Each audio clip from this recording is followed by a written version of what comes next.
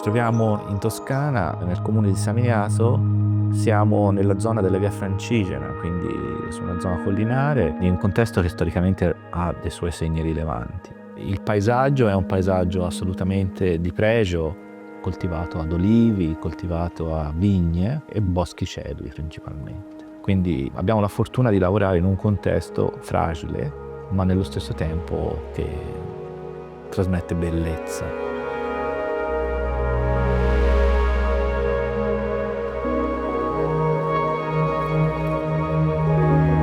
Il lavoro che abbiamo fatto fin dall'inizio è quello di capire come poter catturare questa bellezza.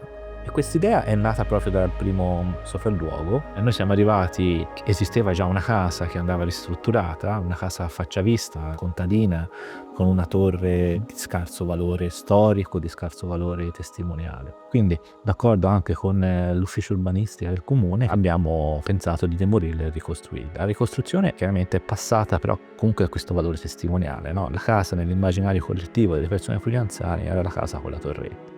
Quindi nell'immaginare il concept, ma il prospetto principale, è venuto l'idea di far sentire, no, questa parte più alta della casa.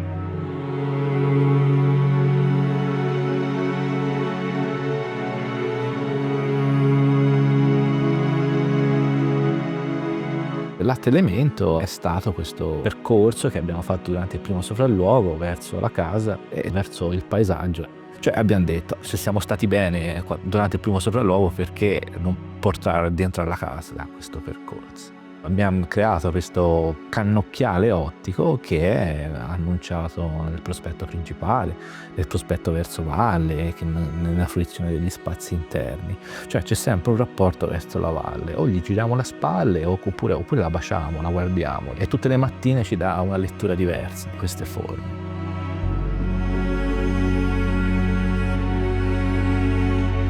Il fabbricato è diviso in due. C'è una dipendance per richiesta della committenza e poi l'abitazione principale. Però il prospetto è unico, cioè il prospetto che si presenta a chi arriva è il prospetto della dipendance, ma anche il prospetto della casa.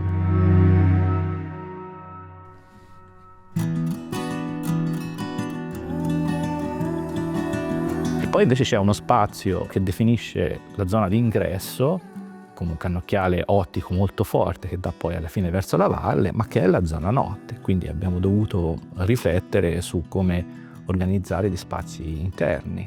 E abbiamo un po' seguito l'esempio di Casa Tugendhat, dove l'ingresso è un ingresso a un livello superiore rispetto alla zona living, alla zona giorno.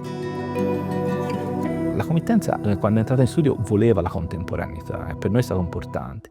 Siamo stati il terzo studio a essere contattato per questa casa e questo sicuramente è stato importante, no? Il ruolo del committente è sempre importante nel pensare a una casa, cioè è un atto di coraggio, no? Se si va oltre quelli che sono gli stereotipi. Quindi abbiamo una zona d'ingresso che è una zona notte di fatto e una zona invece inferiore alla zona d'ingresso che è la zona giorno. Per arrivarci si utilizza una scala che è chiaramente parallela al lato maggiore della casa e quindi nella direzione comunque del percorso, no? Non abbiamo voluto rompere l'idea di questo percorso che va verso valle, che è stata pensata con materiali leggeri, perché comunque questa scala, che va anche a un piano mansardato, dovrebbe esprimere la leggerezza e far vincere l'idea del percorso.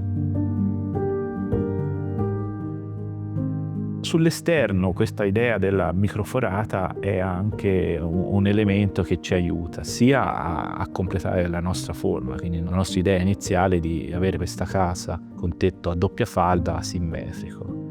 E lavorando su una volumetria iniziale avevamo difficoltà a reperire anche da un punto di vista volumetrico quei volumi. E quindi l'elemento della leggerezza che in parte è in questa casa e si vede soprattutto quando filtra la luce. Se poi la casa la si inquadra da lontano, queste forme fatte con la mia microforata in alluminio danno la sensazione di essere elementi pieni. Quindi è la luce che dà leggerezza o pesantezza a seconda di come filtra queste cose. Noi lo utilizziamo molto e per noi è un elemento di ricerca abbastanza importante.